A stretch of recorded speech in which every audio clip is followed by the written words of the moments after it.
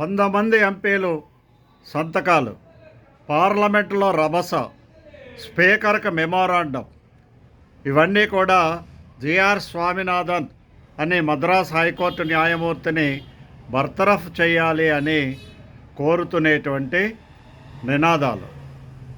అయితే ఆయన చేసిన తప్పేంటి? ఆయన ఇచ్చినటువంటి తీర్పు నిజంగా వన్ సైడెడా? హిందువులను సపోర్ట్ చేస్తూ ఆయన ఇచ్చిన తీర్పు హిందువులు ఒక్కళ్ళకే ఉపయోగపడుతుందా, హిందూ హక్కులను కాపాడుతుందా అనేటువంటిది ప్రతి ఒక్కరూ కూడా ఆలోచించాలి. ప్రతి ఒక్కరిలో కూడా ఆలోచన రేకెత్తించేటువంటి తీర్పు అది. హిందూ దేవాలయం యొక్క హక్కులను కాపాడుకోవడం కోసం ఎవరో వేసినటువంటి పిటిషన్లో వాళ్ళు కార్తీక దీపం వెలిగించుకోవచ్చా లేదా అన్నదాన్ని ఆయన వెలిగించుకోవచ్చు అని తీర్పు ఇవ్వడం ఆయన నేరం అయితే ఆయన్ని బర్తరఫ్ చేయాలి.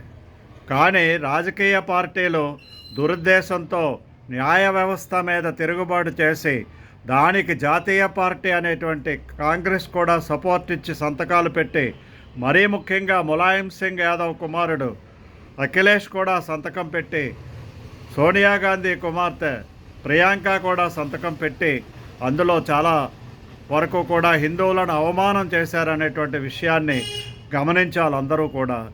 వాళ్ళు ఏదో ఒక మతానికి సపోర్టు లేదా ఆటంకం జరుగుతుందేమో అనేటువంటి ఉద్దేశంతో ముందుగా హిందువులకు ఆటంకం పరచడం అనేటువంటిది ఎంతవరకు సమంజసం?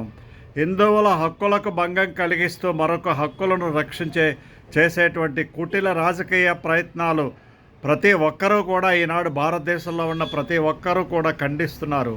అది హిందువా, నాన్ హిందువా, సెక్యులరా, నాన్ సెక్యులరా అనేటువంటిది పక్కన పెట్టండి. ఇవి సెక్యులర్ పార్టీలు అంట. సెక్యులర్ పార్టీ అంటే మసీదులను రక్షించే పార్టీలను సెక్యులర్ పార్టీలు అంటారా? చర్చిల హక్కులను మాత్రమే కాపాడే పార్టీలను సెక్యులర్ పార్టీలు అంటారా? ఈ విషయాన్ని మరి నేను ఎక్కడా చదువుకోలేదు. మరి నేను సోషల్ సైంటిస్ట్గా బయట పనిచేస్తూ ఉన్నాను, పిహెచ్డీ చేశాను. మరి ఎక్కడా కూడా నాకు ఇది అనిపించలేదు ఈ విషయము ఈ విధంగా సపోర్ట్ చేస్తేనే సెక్యులర్ అంటారు అనేటువంటిది. మతము లేని రాజ్యం కాదు భారతదేశం, మత ప్రమేయం లేని రాజ్యం భారతదేశం. కాబట్టి ఈ మతాన్ని కావాలని రానుండేటువంటి ఎలక్షన్స్లో డిఎంకే పార్టీ దెబ్బతినిపోతుందనేటువంటి దురుద్దేశంతో డిఎంకే వాళ్ళు ఆడేటువంటి నాటకాన్ని రక్తి కట్టించేటువంటి కాంగ్రెస్ ఎంపీల సంతకాలు ఎంతవరకు సమంజసమో రానున్న రోజుల్లో తమిళనాడు ఎలక్షన్లు జరిగితే అక్కడ ఉండేటువంటి ప్రజలు ఇచ్చేటువంటి తీర్పు దీనికి తార్కాణం అవుతుందా అవదా? వాళ్ళు నిజంగా న్యాయమూర్తి ఇచ్చినటువంటి తీర్పుకు బాసటగా నిలిచారా లేదా అనేటువంటి దాన్ని స్పష్టంగా అర్థమయ్యే రీతిలో ఈసారి తీర్పిస్తారని చెప్పి నేను నమ్ముతున్నాను. సిటిజన్స్ ఫామ్ జనరల్ సెక్రటరీగా ఆంధ్ర అండ్ తెలంగాణ.